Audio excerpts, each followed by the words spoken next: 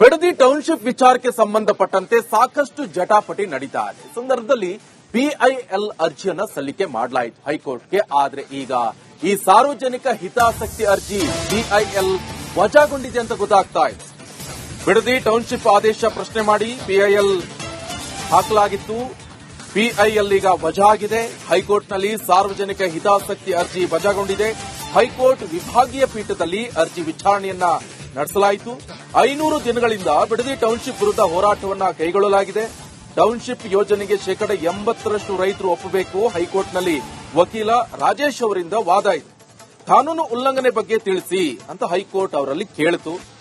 ಯೋಜನೆ ಮೆರಿಟ್ ಮೇಲೆ ಕೇಸ್ ನಿರ್ಧಾರ ಮಾಡೋದಿಲ್ಲ. ಆ ಸಂದರ್ಭದಲ್ಲಿ ವಕೀಲ ರಾಜೇಶ್ಗೆ ಪ್ರಶ್ನೆಯನ್ನ ಮಾಡಿತು ಹೈಕೋರ್ಟ್. ರಾಜ್ಯದಲ್ಲಿ ಸಿಎಂಗಳು ಬದಲಾಗ್ತಾ ಹೋಗ್ತಾರೆ ಅಂತ ವಕೀಲರು ಹೇಳ್ತಾರೆ. ಆಗ ಆ ನಿರ್ಧಾರ ಬದಲಾಗಬಹುದಲ್ಲ ಅಂತ ವಕೀಲರು ಪ್ರಶ್ನೆ ಮಾಡ್ತಾರೆ. ನಾವು ರಾಜಕೀಯ ವಿಚಾರ ಚರ್ಚೆ ಮಾಡಲ್ಲ ಅಂತ ಹೈಕೋರ್ಟ್ ಹೇಳಿದೆ. ಸರ್ಕಾರ ಆದೇಶದಲ್ಲಿ ಉಲ್ಲಂಘನೆ ಆಗಿದ್ಯಾ ಅಂತ ವಕೀಲರಲ್ಲೂ ಕೂಡ ಪ್ರಶ್ನೆ ಮಾಡಿದ್ದಾರೆ. ಈ ಕೇಸ್ ಏನಾದರೂ ಆದೇಶ ಉಲ್ಲಂಘಿಸಿದ್ರೆ ದಂಡ ವಿಧಿಸ್ತೀವಿ ಅಂತ ಹೇಳ್ತಾರೆ. ಬಗ್ಗೆ ಮಾಹಿತಿ ಕೊಡ್ತಾರೆ ನನ್ನ ಕಲೀಗ ಅಭಿಷೇಕ್ ಜೈಶಂಕರ್ ನೇರ ಸಂಪರ್ಕದಲ್ಲಿ ಜಾಯ್ನ್ ಆಗ್ತಾ ಇದ್ದಾರೆ. ಅಭಿಷೇಕ್, ಸದ್ಯ ಏನೇನು ಆಯ್ತು ಕೋರ್ಟ್ ಅಲ್ಲಿ ವಾದ ಹಾಗೆ ಪ್ರತಿವಾದ, ಯಾಕೆ ಈಗ ಪಿಐಎಲ್ ಅರ್ಜಿ ವಜಾ ಆಯಿತು ಅಂತ? ಎಸ್, ಸರ್ಕಾರದ ಪರ ವಕೀಲರು ಒಂದು ಕಾಯ್ದೆಯನ್ನ ಅಂದ್ರೆ 2013ರಲ್ಲಿ ಇದಾಗಿರುವಂತಹ ಇಂಪ್ಲಿಮೆಂಟ್ ಆಗಿರುವಂತಹ ಭೂ ಸ್ವಾಧೀನ ಕಾಯ್ದೆಯಡಿ ನಾವು ಎಲ್ಲವನ್ನೂ ಕೂಡ ಅಂದ್ರೆ ಬಿಡದಿಯಲ್ಲಿ ಏನ್ ನಡೀತಾ ಇದೆ ಅದೆಲ್ಲ ರೈತರಿಗೂ ಕೂಡ ಪುನರ್ ಯಾವುದೇ ರೀತಿಯಾದಂತಹ ನ್ಯಾಯಯುತವಾದಂತಹ ಹಣವನ್ನ ನೀಡಿ ಅಂದ್ರೆ ಅದಕ್ಕೆ ಬೇಕಾದಂತಹ ಬೆಲೆಯನ್ನ ಕಟ್ಟಿ ನಾವು ಮಾಡ್ತಾ ಇದ್ದೀವಿ ಹೊರತು ಬೇರೆ ಯಾವುದೇ ರೀತಿಯಾದಂತಹ ಉದ್ದೇಶ ಇಲ್ಲ ಅಂತ ಹೇಳಿ ವಾದವನ್ನ ಮಾಡಿದ್ದಾರೆ. 2013ರ ಕಾಯ್ದೆ ಕೂಡ ಇದೇ ಹೇಳುತ್ತೆ.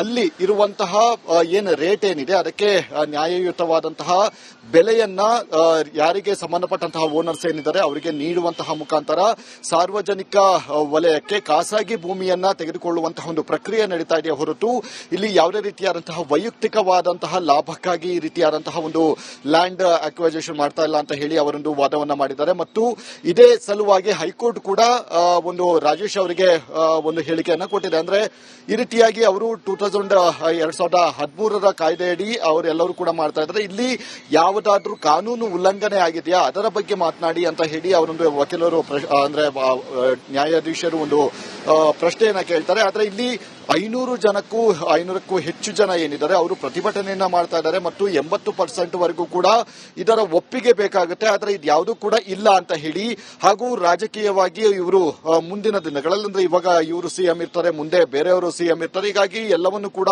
ಪರಿಗಣನೆಗೆ ತೆಗೆದುಕೊಳ್ಬೇಕು ಅಂತ ಹೇಳಿ ವಾದವನ್ನ ಮಾಡಿದಂತಹ ಸಂದರ್ಭದಲ್ಲಿ ಹೈಕೋರ್ಟ್ ಸ್ಪಷ್ಟವಾಗಿ ಹೇಳಿಕೆಯನ್ನು ಕೊಟ್ಟಿರುವಂತದ್ದು. ಇಲ್ಲಿ ಕಾನೂನು ಯಾವುದಾದ್ರೂ ಉಲ್ಲಂಘನೆ ಆಗಿದೆಯಾ ಅಥವಾ ಬೇರೆ ರೀತಿಯಾದಂತಹ ಮಿಸ್ಯೂಸ್ಗಳಾಗಿದೆಯಾ ಅದರ ಬಗ್ಗೆ ಮಾತ್ರ ಮಾತಾಡಿ, ಇದರಲ್ಲಿ ರಾಜಕೀಯವಾಗಿ ನಾವು ಯಾವುದನ್ನು ಕೂಡ ಮಾತನಾಡ್ತಾ ಇಲ್ಲ. ಇಲ್ಲಿ ಈ ಕಾಯ್ದೆಯ ಅನ್ವಯವಾಗಿ ಏನಾದ್ರೂ ಉಲ್ಲಂಘನೆ ಏನಾದ್ರೂ ಆಗಿದೆಯಾ ಅದರ ಬಗ್ಗೆ ನೀವು ಸ್ಪಷ್ಟನೆಯನ್ನ ಕೊಡಿ ಅಂತ ಹೇಳಿ ಅವರಿಗೊಂದು ನಿರ್ದೇಶನವನ್ನ ಕೊಟ್ಟಿರುವಂತದ್ದು. ಆದ್ರೆ ಇದರ ಬಗ್ಗೆ ಯಾವುದೇ ರೀತಿಯಾದಂತಹ ರಿಪ್ಲೈ ಇರದ ಕಾರಣದಿಂದಾಗಿ ಅರ್ಜಿಯನ್ನ ವಜಾಗೊಳಿಸುವಂತಹ ಒಂದು ಪ್ರಕ್ರಿಯೆಗಳನ್ನ ಹೈಕೋರ್ಟ್ ಮಾಡಿದೆ ಅಂತಾನೆ ಹೇಳ್ಬೋದಾಗಿದೆ. ಇಲ್ಲಿ ಸಾಕಷ್ಟು ವಾದ ಮತ್ತೆ ಪ್ರತಿವಾದಗಳು ಕೂಡ ನಡೀತು. ಇಲ್ಲಿ ಪಿಐ ಹಾಕಿದಂತಹ ರಾಜೇಶ್ ಅವರು ಕೂಡ ಸ್ಪಷ್ಟವಾಗಿ ಇದನ್ನ ಮಾಡ್ತಾ ಇದ್ದಾರೆ. ಈ ಒಂದು ಲ್ಯಾಂಡ್ ಅನ್ನು ಏನಿದೆ ಇದನ್ನ ಅಕ್ವೈರ್ ಮಾಡ್ಕೊಳ್ತಾ ಇದ್ದಾರೆ ಅನ್ನುವಂತಹ ಒಂದು ಆರೋಪವನ್ನು ಕೂಡ ಮಾಡಿದ್ರು. ಅದಕ್ಕೆ ಸರ್ಕಾರ ಪರ ವಕೀಲರು ಏನಿದ್ದಾರೆ ಅವರು ಕೂಡ ಒಂದು ವಾದವನ್ನ ಮಾಡಿ ಅಕ್ವೈರಿಯನ್ನ ಯಾರು ಕೂಡ ಮಾಡ್ಕೊತಾ ಇಲ್ಲ, ಅಕ್ವೈರ್ಗಳನ್ನ ಮಾಡ್ಕೊಳ್ತಾ ಇಲ್ಲ. ಆದ್ರೆ ಕಾಯ್ದೆಯ ಅನ್ವಯವಾಗಿ ಖಾಸಗಿ ಒಂದು ಸಾರ್ವಜನಿಕ ಸ್ಥಳಗಳಿಗಾಗಿ ಈ ರೀತಿಯಾದಂತಹ ಜಮೀನನ್ನ ಬಳಕೆಯನ್ನ ಮಾಡ್ಕೊಳ್ತೀವಿ ಹೊರತು ಇದರಲ್ಲಿ ಯಾವುದೇ ರೀತಿಯಾದಂತಹ ಬೇರೆ ಇಂಟೆನ್ಷನ್ ಇಲ್ಲ ಅಂತ ಹೇಳಿ ಪದೇ ಪದೇ ಅದನ್ನೇ ಹೇಳುವಂತಹ ಮುಖಾಂತರ ಪ್ರತಿವಾದವನ್ನ ಮಾಡುವಂತಹ ಮುಖಾಂತರ ಈ ಒಂದು ಏನಿದೆ ಅಂದ್ರೆ ಈ ಒಂದು ಪ್ರಕರಣ ಏನಿದೆ ಪ್ರಕರಣದ ಸೂಕ್ಷ್ಮತೆಯನ್ನ ಅವರಿಗೆ ಅರಿತುಕೊಳ್ಳುವಂತಹ ಒಂದು ಪ್ರಯತ್ನಗಳನ್ನು ಕೂಡ ಮಾಡಿದ್ರು. ಇದೆಲ್ಲ ವಾದ ಪ್ರತಿವಾದವನ್ನ ನಡೆಸಿದ ಬಳಿಕ ಕಾನೂನು ಚೌಕಟ್ಟಿನಲ್ಲಿ ಯಾವ ರೀತಿ ನಾವು ನಿರ್ಧಾರವನ್ನ ಮಾಡಬಹುದು ಅಂತ ಹೇಳಿ ಹೈಕೋರ್ಟ್ ಎಲ್ಲಾ ಪರಿಗಣನೆಗೆ ತೆಗೆದುಕೊಂಡಂತಹ ಸಂದರ್ಭದಲ್ಲಿ ಇಲ್ಲಿ ಕಾಯ್ದೆ ಈಗಾಗಲೇ ಇಂಪ್ಲಿಮೆಂಟ್ ಆಗಿದೆ. ಆ ಕಾಯ್ದೆಯ ಅನ್ವಯವಾಗಿ ಕಾಯ್ದೆಯಲ್ಲಿ ಯಾವ ರೀತಿ ಅಂದ್ರೆ ಮಿಸ್ಯೂಸ್ ಏನಾದ್ರೂ ಆಗಿದೆ ಅನ್ನುವಂತಹ ವಿಚಾರಗಳನ್ನ ಅದರಲ್ಲಿ ಯಾವುದೇ ರೀತಿಯಾದಂತಹ ಸ್ಪಷ್ಟತೆ ಇಲ್ಲದ ಕಾರಣದಿಂದಾಗಿ ಹೈಕೋರ್ಟ್ ಈ ಒಂದು ಪಿಐಎಲ್ ಅರ್ಜಿಯನ್ನು ವಜಾ ಮಾಡಲಾಗಿರುವಂತದ್ದು. ಹೀಗಾಗಿ ಸದ್ಯ ಮುಂದಿನ ಹಂತದ ಕೋರ್ಟ್ ಅಂದ್ರೆ ರಾಜೇಶ್ ಅವರ ನಡೆ ಯಾವ ರೀತಿ ಇದೆ ಅನ್ನುವಂಥದ್ದು ಮುಂದಿನ ಹಂತದ ನೋಡಬೇಕಾಗಿದೆ. ಅವರು ಮೇಲ್ಮನವಿ ಹೋಗ್ತಾರಾ ಅಥವಾ ಸುಪ್ರೀಂ ಕೋರ್ಟ್ಗೆ ಮತ್ತೆ ಒಂದು ಅರ್ಜಿಯನ್ನು ಹಾಕ್ತಾರೆ ಅನ್ನುವಂಥದ್ದು ಅವರ ವಿವೇಚನೆಗೆ ಬಿಟ್ಟಂತಹ ಒಂದು ವಿಚಾರವಾಗಿರುವಂತದ್ದು. ಈಗ ಸದ್ಯದ ಮಟ್ಟಿಗೆ ಹೈಕೋರ್ಟ್ ಏನಿದೆ ಈ PIL ಅನ್ನ ಸ್ಪಷ್ಟವಾಗಿ ವಜಾಗೊಳಿಸುವಂತಹ ಮುಖಾಂತರ ಈ ಒಂದು ಅರ್ಜಿ ಏನು ದಾಖಲಾಗಿತ್ತು ಅದನ್ನ ಈಗ ಕನ್ಕ್ಲೂಷನ್ ಅನ್ನು ಮಾಡಿರುವಂತದ್ದು. ಓಕೆ, ಥ್ಯಾಂಕ್ ಯು ಅಭಿಷೇಕ್ ನಿಮ್ಮೆಲ್ಲ ಮಾಹಿತಿಗೆ.